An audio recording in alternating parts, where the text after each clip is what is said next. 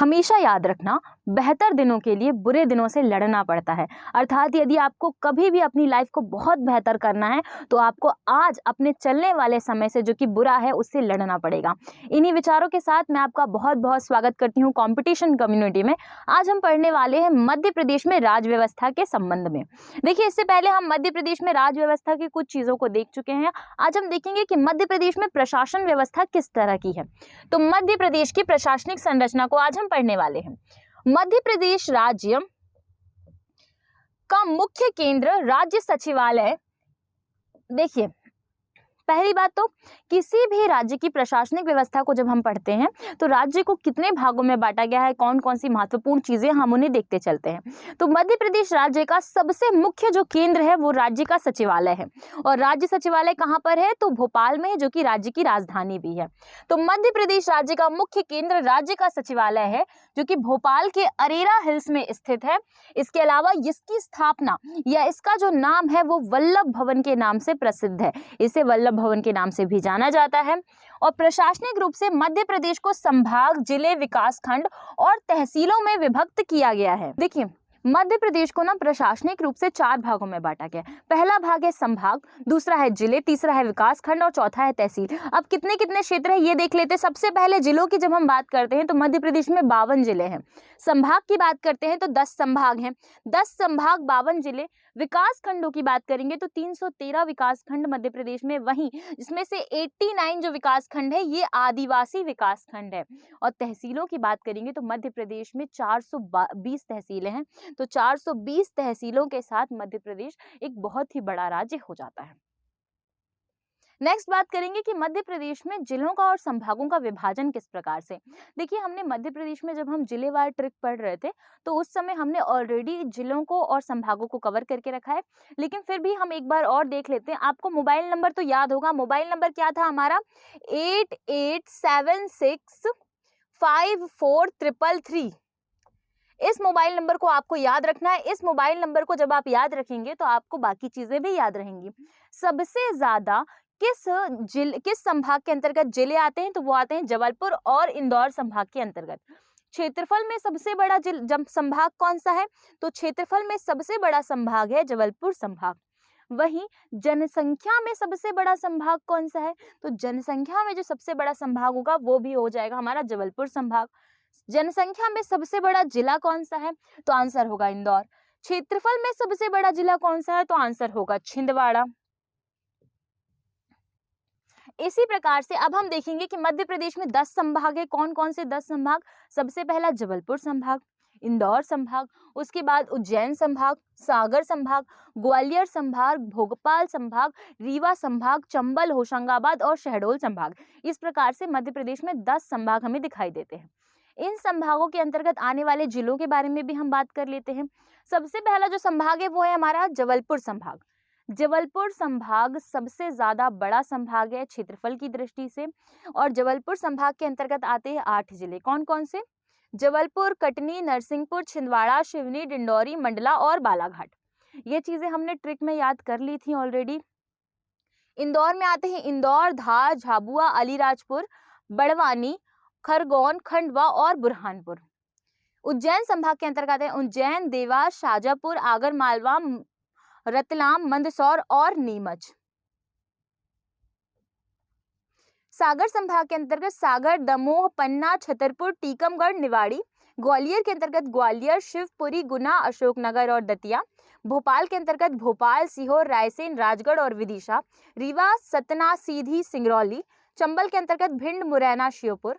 होशंगाबाद या फिर नर्मदापुरम, ये आपको याद रखना है, इसका नाम बदलकर नर्मदापुरम कर दिया गया है। तो नर्मदापुरम के अंतर्गत आते हैं होशंगाबाद, हरदा और बैतूल। शहडोल के अंतर्गत आता है शहडोल, उमरिया और अनूपपुर। ये जिले इन संभागों के अंतर्गत आते हैं। इसके साथ में हमने इन सारे जिलों को और सारे संभागों को कवर कर लिया। तो मध्य प्रदेश में कितने? 52 जिले हैं। और संभागों की जब हम बात करते हैं तो 10 संभाग है। इसमें सबसे नया जिला कहाँ बना है? तो वो है निवाड़ी, जो कि सागर संभाग के अंतर्गत बना है। ये अब देखेंगे कि मध्य प्रदेश में संभाग, जिले, विकासखंड और तहसील। सबसे पहले संभागों की बात करेंगे तो जिले के समूह को संभाग कहा जाता है और इन संभागों के उच्च अधिकारियों को आयुक्त कहा जाता है, संभाग आयुक्त कहा जाता है। वहीं हम जिले की बात करेंगे तो जिला क्या है, तो विकास खंडों का बहुत सारा बड़ा समूह जो है वो जिला कहलाता है। इसका उच्चतम आयुक्त जो है वो जिला आयुक्त कहलाता है।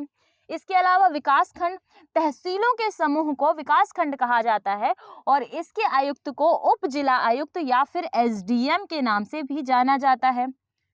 तहसील की बात करेंगे तो तहसील जो है वो ग्राम पंचायतों का समूह है और तहसील के सबसे उच्च अधिकारी को तहसील आयुक्त या फिर तहसीलदार के नाम से भी जाना जाता है।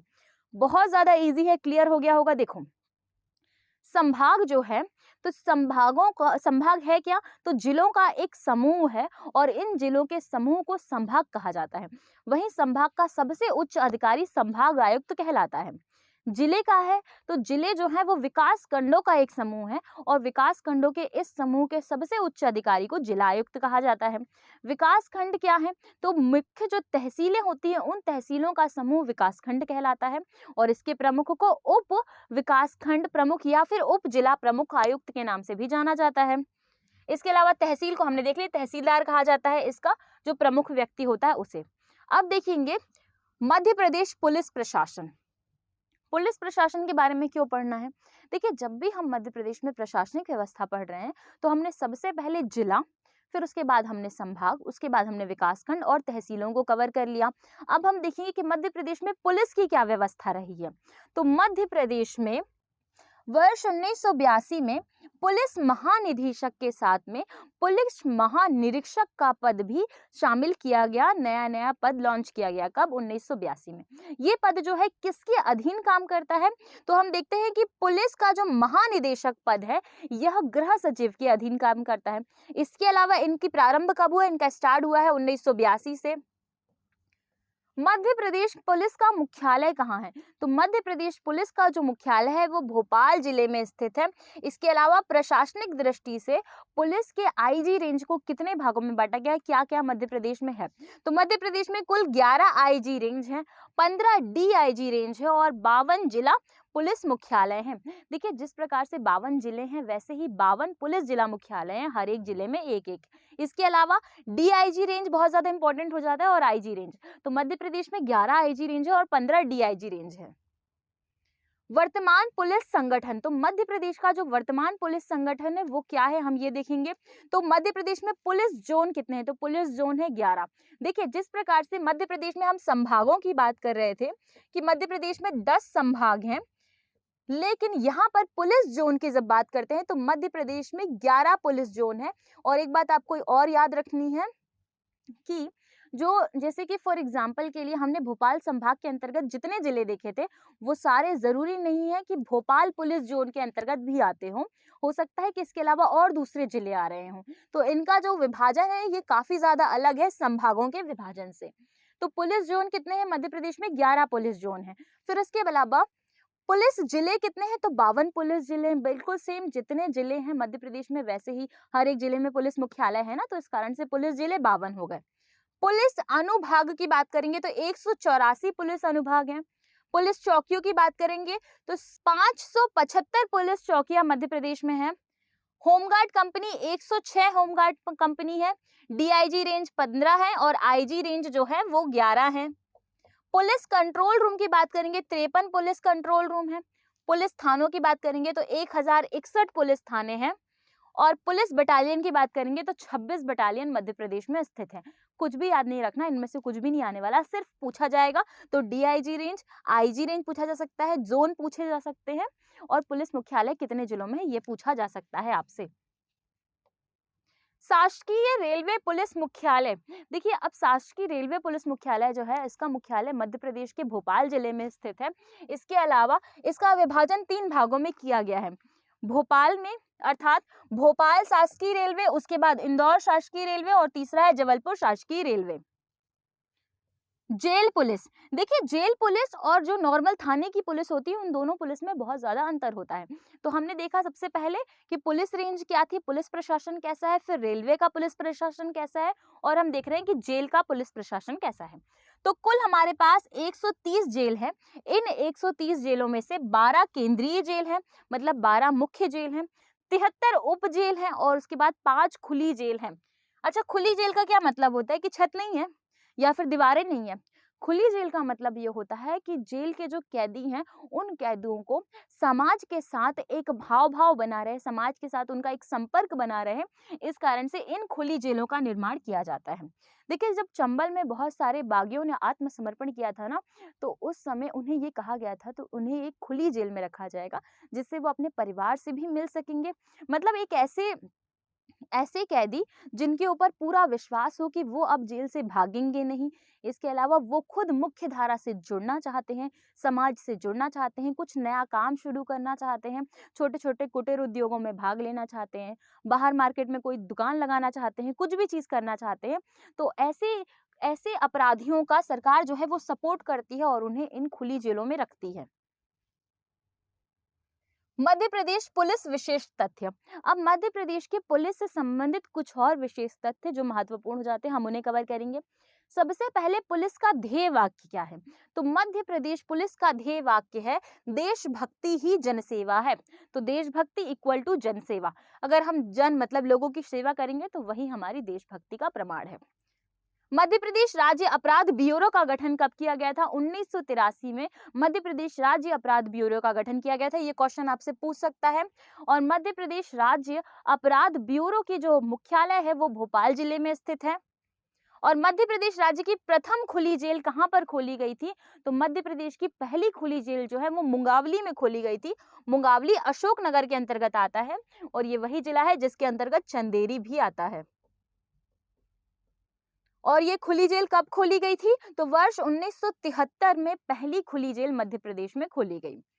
क्षेत्रीय जेल प्रबंधन अनुसंधान संस्थान कहाँ है? भोपाल जिले में स्थित है। क्यों? क्योंकि भोपाल राजधानी है। मध्य प्रदेश के प्रथम पुलिस महानिदेशक एवं महानिरीक्षक श्री के एफ रुस्तम जी थे।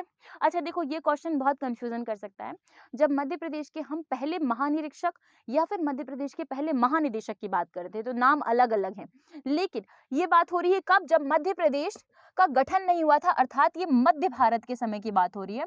तो जब मध्य प्रदेश मध्य भारत के रूप में था तो उस समय गठन के पूर्व जो पहले महानिदेशक और महानिरीक्षक बने थे उनका नाम था के एफ रुस्तम जी।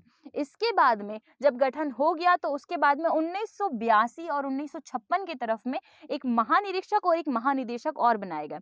तो मध्य प्रदेश के प्रथम पुलिस महानिरीक्षक जो बने उनका नाम था वी जी घाटे जी और ये 1956 से लेके 1958 तक रहे थे। और जो महानिदेशक बने जो कि बीपी दुबे जी थे और वर्ष 1982 से ये 83 तक मध्य प्रदेश के महानिदेशक रहे।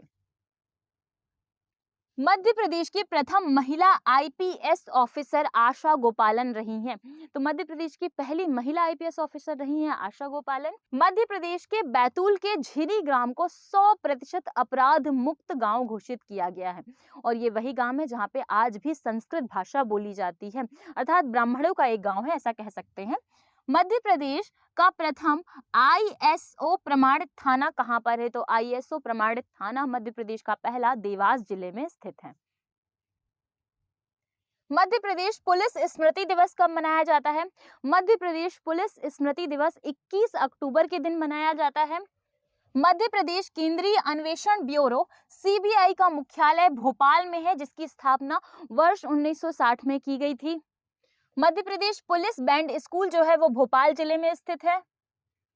मध्य प्रदेश भारत का प्रथम राज्य है जहां पे सर्वप्रथम डायल 100 की योजना शुरू की गई थी। तो मध्य प्रदेश सबसे पहला वो राज्य जिसने डायल 100 को शुरू किया था। देश की तीसरी और मध्य प्रदेश की पहली अंडा सेल भोपाल में बनाई जा रही है। अब अंडा सेल क्या है? देखिए, अंडा सेल, खुली जेल, ये सारे जेल के प्रकार हैं। तो पहली अंडा सेल जो है वो भोपाल में बनाई जा रही है। मध्य प्रदेश में स्थानीय स्वशासन। देखिए, स्थानीय स्वशासन की जब हम बात करते हैं तो इसके अंतर्गत हमें पंचायतें वगैरह देखने के लिए मिलती हैं, तो इसके संदर्भ में हम बात करेंगे। मध्य प्रदेश में सबसे पहले स्थानीय स्वशासन का प्रारंभ कैसे हुआ? मध्य प्रदेश राज्य पुनर्गठन के पश्चात वर्ष 1962 में पांडे समिति की अनुशंसा के आधार पर प्रथम बार मध्य प्रदेश पंचायती राज अधिनियम 1962 लागू किया गया था। तो किसकी अनुशंसा पर किया गया था? पांडे समिति की अनुशंसा पर। कब किया गया था? 1962 में किया गया था। क्या किया गया था? तो मध्य प्रदेश पंचायती राज अधिनियम 1962। इसके बाद में ग्राम पंचायत स्तर पर चुनाव प्रारंभ किए गए जो कि 1965 में हुए। इसके बाद 1971 में जनपद पंचायत के चुनाव प्रारंभ किए गए और मध्य प्रदेश पंचायत अध्यादेश जो है वो वर्ष 1981 को लागू किया गया। तो मध्य प्रदेश में 1962 में हम देखते हैं कि प्रारंभ हुआ स्थायी स्वशासन का। इसके बाद में 2 चुनाव हुए। पहला जो चुनाव हुआ था वो हुआ था ग्राम पंचायतों का 1965 में और उसके बाद जनपद पंचायतों का चुनाव हुआ जो कि वर्ष 1971 के आसपास में हुआ। अब देखेंगे मध्य प्रदेश में नगरीय स्वशासन में मध्य प्रदेश नगर पालिका अधिनियम वर्ष 1961 में लागू किया गया था कि मध्य प्रदेश में नगर पालिकाएं होंगी। 74वें संविधान संशोधन 1992 के तहत नगर निकायों को संवैधानिक दर्जा प्रदान किया गया था और मध्य प्रदेश इस अधिनियम को स्वीकार करने वाला भारत का पहला राज्य बना। तो यहाँ पे भी जो भारत का है देश का पहला राज्य बना मध्य प्रदेश। 2 चीजों में, एक तो डायल 100 में और एक हमारा ये 74वें संविधान संशोधन को अपनाने में। 74वें संविधान संशोधन के क्रियान्वयन हेतु मध्य प्रदेश नगर पालिका निगम अधिनियम 1994 पारित किया गया और मध्य प्रदेश में त्रिस्तरीय नगर निकाय की व्यवस्था को निम्नवत किया गया। मतलब अब ये माना गया कि मध्य प्रदेश में जो स्वशासन है वो त्रिस्तरीय होगा। त्रिस्तरीय मतलब इसके 3 स्तर होंगे। अब इन 3 स्तरों की बात करेंगे तो इसमें सबसे पहला जो स्तर है वो है नगर निगम। नगर निगम की बात जब करते हैं तो नगर निगम आखिर क्या है, कौन से क्षेत्र को नगर निगम घोषित किया जाएगा? तो 1 लाख से लेके अधिक जनसंख्या वाले क्षेत्रों को नगर निगम बनाया जाएगा। इसमें सदस्य संख्या, कितने सदस्य होंगे संपूर्ण नगर निगम में? तो 40 से 70 सदस्यों को रखा जाएगा जिसमें 6 सदस्यों को सरकार के द्वारा मनोनीत किया जाएगा यहाँ पर रहने के लिए। इसका अध्यक्ष महापौर कहलाएगा। तो नगर निगम का जो अध्यक्ष है वो महापौर कहलाता है। अच्छा, एक और चीज यहाँ पे आपको क्लियर होनी चाहिए कि मध्य प्रदेश की पहली किन्नर महापौर जो थी वो थी कमला जान, और कमला जान जी का जो है वो निधन हो चुका है, इसलिए ये महापौर से आपको याद रखना है। और किस जिले की रही है? तो ये कटनी जिले से संबंधित रही हैं। मुख्य अधिकारी कौन कहलाता है? तो नगर निगम आयुक्त कहलाता है यहाँ का मुख्य अधिकारी। जब हम इसके अध्यक्ष की बात करते हैं तो यहाँ पर अध्यक्ष और सदस्यों का चुनाव जनता के द्वारा होता है और स्पीकर का जो चुनाव है वो सदस्यों के द्वारा अप्रत्यक्ष रूप से होता है। क्या मतलब हुआ? देखो, नगर निगम की शुरुआत जब हम करते हैं तो नगर निगम जो है वो 1 लाख या फिर उससे अधिक जनसंख्या वाले क्षेत्र को बनाया जाता है। नगर निगम में लगभग 40 से 70 सदस्यों को रखा जाता है जिसमें से 6 सदस्य जो हैं वो सरकार के द्वारा नियुक्त किए जाते हैं। इसके अलावा इनका जो चुनाव है वो प्रत्यक्ष रूप से होता है जो कि जनता के द्वारा किया जाता है। लेकिन नगर निगम के अध्यक्ष और पार्षदों का चुनाव हो गया, परंतु जो स्पीकर होता है उसका चुनाव सदस्यों के द्वारा अप्रत्यक्ष रूप से किया जाता है। फिर बात करते हैं, दूसरा है नगर पालिका। नगर पालिका जो है वो 50,000 से अधिक क्षेत्र, मतलब धीरे धीरे कम होता जा रहा है ना, पहले नगर निगम 1 लाख, अब नगर पालिका 50,000। तो नगर पालिका का जो निर्माण है वो 50,000 से अधिक वाले क्षेत्रों में किया जाता है, अधिक जनसंख्या वाले क्षेत्रों में किया जाता है। सदस्य संख्या इसकी 15 से 40 होती है और 4 विशेष सदस्यों को सरकार के द्वारा यहाँ पर मनोनीत किया जाता है। और चुनाव की बात करेंगे तो अध्यक्ष और पार्षद का चुनाव प्रत्यक्ष रूप से जनता के द्वारा किया जाता है। वही उप पार्षद का जो चुनाव है या उपाध्यक्ष का जो चुनाव है वो पार्षदों के द्वारा अप्रत्यक्ष रूप से किया जाता है। नगर निगम पालिका का जो अधिकारी होता है उसे कार्यपालन अधिकारी कहा जाता है। इसके अलावा मध्य प्रदेश में वर्तमान में 98 नगर पालिकाएं हैं, ये आपको याद रखना है। नगर परिषद की जब हम बात करते हैं तो 20,000 से अधिक जनसंख्या वाले क्षेत्र को, सबसे पहले हमने देखा था नगर निगम।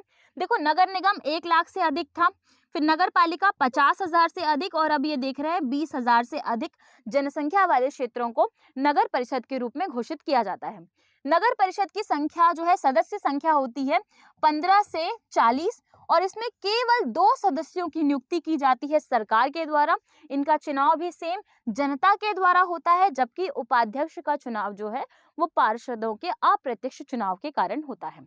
इसके अलावा मध्य प्रदेश में 264 नगर परिषद हमें दिखाई देती हैं। इसी के साथ हमने मध्य प्रदेश में संपूर्ण प्रशासनिक व्यवस्था को देखा कि मध्य प्रदेश में प्रशासनिक व्यवस्था किस प्रकार की है। यहाँ पर हमने सभी प्रशासनिक व्यवस्था को कवर कर लिया मध्य प्रदेश की। आप सभी के नोट्स साथ में बनाते चलिए, कल को आपको नोट्स की दिक्कत नहीं होनी चाहिए। रही बात पीडीएफ की, तो हमारे टेलीग्राम चैनल में आपको पीडीएफ भी मिल जाएगी। आपको हमारी क्लासेस कैसी लग रही है हमें कमेंट में जरूर बताइए। हम आपसे मिलेंगे नेक्स्ट वीडियो में। Thank you so much.